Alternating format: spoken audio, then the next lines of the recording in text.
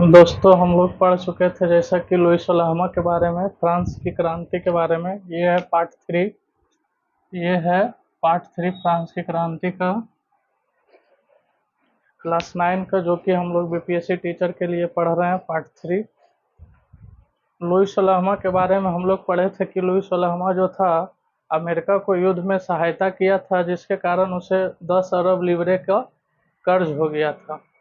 ऊपर से वो ऑस्ट्रिया की राजकुमारी मेरी एंतोवा से विवाह किया था, जो कि काफ़ी खर्चीली थी, जिसके कारण और भी ज़्यादा परेशानी हुआ था शासन चलाने में। खर्च बढ़ने के कारण कर्ज था, ऊपर से इतना खर्च, जिससे कि गरीब आदमी को खाना खाने के लिए पावरोटी बहुत ही मुश्किल से मिल रहा था, जिससे फ्रांस में दंगे उत्पन्न होने लगे थे, विद्रोह होने शुरू हो गए थे। उसके बाद दार्शनिक लोग, लुईस अल्हमा के बाद दार्शनिक लोग फ्रांस में बहुत आए, जो कि फ्रांस की क्रांति का नया नींव रखा गया, जिसके कारण जैसे मॉन्टेस्क्यू आए, जॉन मॉन्टेस्क्यू है, फिर जॉन लॉक आए, रूसो आए।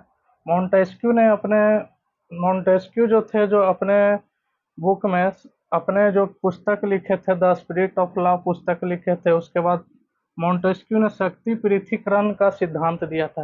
मॉन्टेस्क्यू ने शक्ति पृथक्करण का सिद्धांत दिया था, जिसमें सब 3 वर्ग में शासन व्यवस्था को बांटा था: न्यायपालिका, कार्यपालिका कार्यपालिका, न्यायपालिका एवं विधायिका। कार्यपालिका, न्यायपालिका न्यायपालिका एवं विधायिका। विधायिका किसने बांटा था? मॉन्टेस्क्यू ने बांटा था। मॉन्टेस्क्यू ने अपने शक्ति पृथक्करण का सिद्धांत को 3 वर्गों में बांटा था, जिसमें फर्स्ट था कार्यपालिका, दूसरा था न्यायपालिका, तीसरा था विधायिका।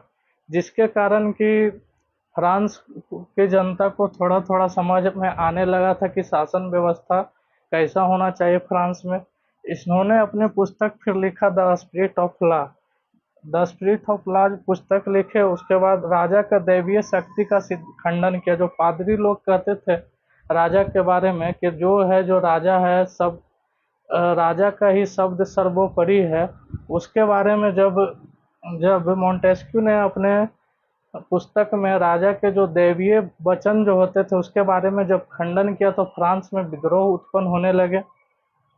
उसके बाद आए जॉन लॉक जब आए, उन्होंने अपने पुस्तक लिखे, टू टिट्राइजमेंट ऑफ गवर्नमेंट को 2 भागों में अथी किए हैं। उसके बाद रूसो आए। रूसो के बारे में जन्म पूछता है, क्योंकि ये फ्रांस से नहीं संबंधित थे, ये जेनेवा से आए थे।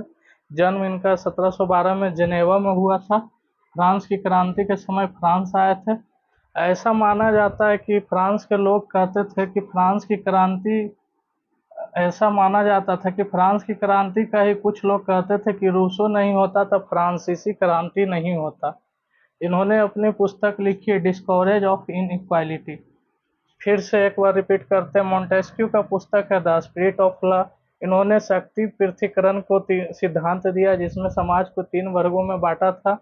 कार्यपालिक शक्ति को 3 भागों में बांटा था: कार्यपालिका, विधायिका, न्यायपालिका।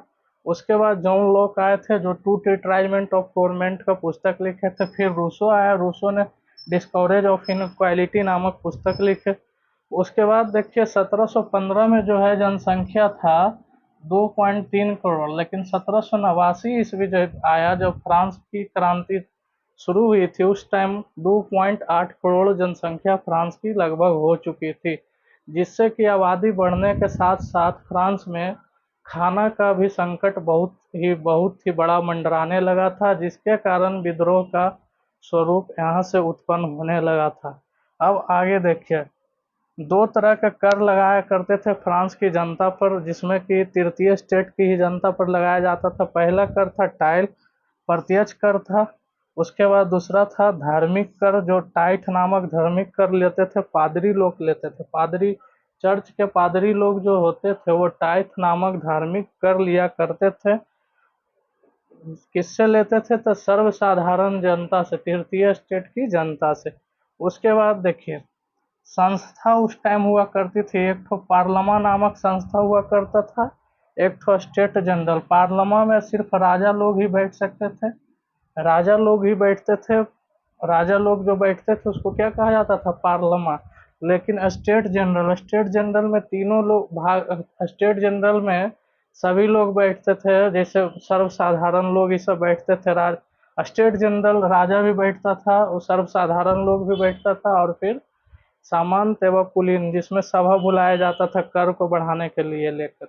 उसके बाद देखिए उसके बाद देखिए पार्लमा एवं स्टेट जनरल नामक संस्था हुआ था।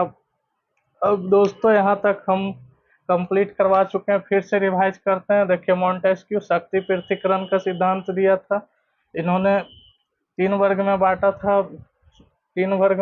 था, कार्यपालिका, न्यायपालिका एवं विधायिका को। द स्पिरिट ऑफ लॉ नामक पुस्तक लिखा था। उसके बाद राजा का दैवीय सिद्ध शक्ति का खंडन किया था, जिसमें कि ठीक है दोस्तों, यहाँ से वीडियो समाप्त करते हैं। उसके बाद फिर हम नेक्स्ट पार्ट 4 में आपको बताएंगे कि स्टेट जनरल नेशनल असेंबली कैसे बना। उसके बाद फिर कैसे रॉबेस्पियर आतंक राज आया 1791 से 93 तक। ये सब हम नेक्स्ट वीडियो में चर्चा करेंगे पार्ट 4 में। इसके लिए रेगुलर आप लोग वीडियो देखते रहिए। Thank you.